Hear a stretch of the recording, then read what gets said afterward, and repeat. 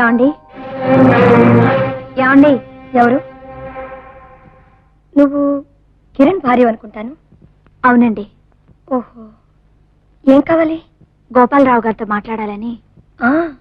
ఏ విషయం? పెద్ద మనసు గల ఆయనకి మా గురించి చెప్పుకుందామని. ఏం పర్వాలేదు, నాతో చెప్పొచ్చు. నేను గోపాలరావు గారి అమ్మాయిని. అది కాదండి.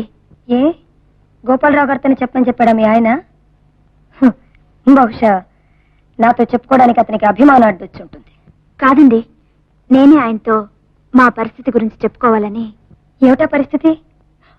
ఓహో, పెళ్ళాం బిడ్డలు కూడా తిండి పెట్టలేని పరిస్థితి మీ ఆయనది. అది మీకు అనవసరం. ఇక్కడ అడుగు పెట్టగానే నీకు మాతో అవసరం ఉందని నాకు చాలా బాగా అర్థమైంది. అది సరే గాని, మీ ఆయన నిన్ను పువ్వులో పెట్టేగా చూసుకుంటున్నాడు? అంతకంటే ఎక్కువగానే చూసుకుంటున్నారు. అలాగా? మరెందుకు చిరుగు చీరలతో దిక్కులేని దానిలాగా మా దగ్గర చేయి చాపడానికి నిన్ను పంపించాడు? ఆపండి, మా ఆయన గురించి ఒక్క మాట అన్నా నేను సహించలేను. నువ్వు సహించినా సహించకపోయినా మాటకి నిసాదేగా. కట్టుకున్న పెళ్ళానికి కనీసపు అవసరాలు, ఐ మీన్ ఇల్లు, బట్టలు, తిండి ఇవన్నీ ఏర్పాట్లు చేయని వాడు పెళ్ళెందుకు చేసుకున్నాడట? బహుశా పెళ్ళాన్ని జాలిగా అడుక్కు తెస్తే తేరగా కూర్చొని తిందాం అనుకున్నాడేవో. ఇప్పటి వరకు గోపాలరావు గారు అమ్మాయివని చాలా మర్యాద ఇచ్చాను.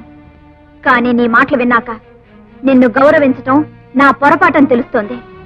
చూడు, నిన్ను చూస్తుంటే పెళ్లి కాని ఆడదానిలా కనిపిస్తున్నావు.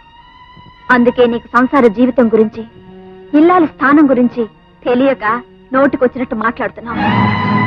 ఒక్క విషయం తెలుసుకో, చేసుకున్న మనిషి ప్రేమగా పిలిచే పిలుపు ముందు నీ ఐశ్వర్యం అంతా దిగదొడిపే.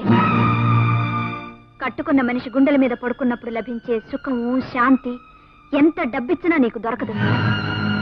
కన్న బిడ్డతోనూ కట్టుకున్న భర్తతోనూ కలిసి ఉండే ఆడదానికి తిండి, బట్ట, ఇల్లు, వాకిలి లేకపోయినా పర్వాలేదు.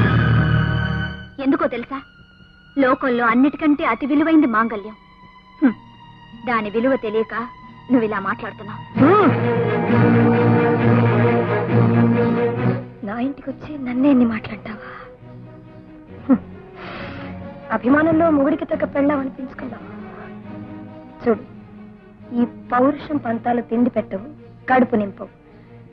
నీ మొగుడితో చెప్పు, అతని పంతాలు పట్టింపులన్నీ వదిలేసి మా కాళ్ల మీద పడి మీరు తప్ప వేరే గతి లేదని అర్థిస్తే మేము దయతలిచి ఏదైనా తిండి పెడతాం. ఆ తిండి తిని బ్రతికే కంటే ఆకలితో చావటంలో చాలా ఆనందం ఉంది.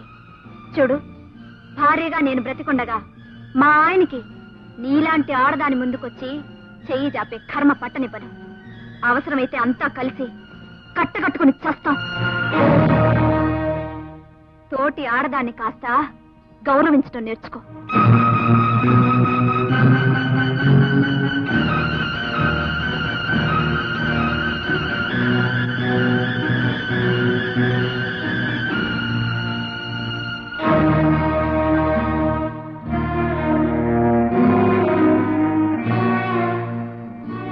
ఎక్కడికెళ్ళావు?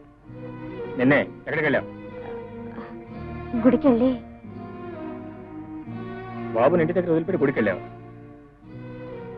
నా కళ్ళలో చూసి నిజం చెప్పు, ఎక్కడికెళ్ళావు? గోపాలరావు గారి ఇంటికండి. ఎందుకు అడుగుతుంటారుగా? మాట్లాడమే. ఆయన కనిపించాడా? మన దళితుల గురించి ఆయన చెప్పుకున్నావా? లేదండి, ఆయన కనిపించలేదు. నేను మాట్లాడింది జోక్తోనండి.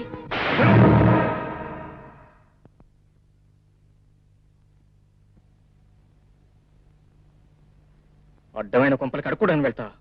ఏంట్రా 4 బిడీలు తెచ్చుకో, సిగ్గుపడి బీడీలా నువ్వు కూడా సీడలు తెచ్చుకో. తెచ్చుకోవాలా? నువ్వు ఎవరితో మాట్లాడుతున్నావు తెలుసా? ఎవరితో మాట్లాడుతున్నావు తెలుసా? నా చెప్పులు తురవటానికి కూడా సరిపో. నేను నీకు సిగరెట్ తేవాలా? బయటికి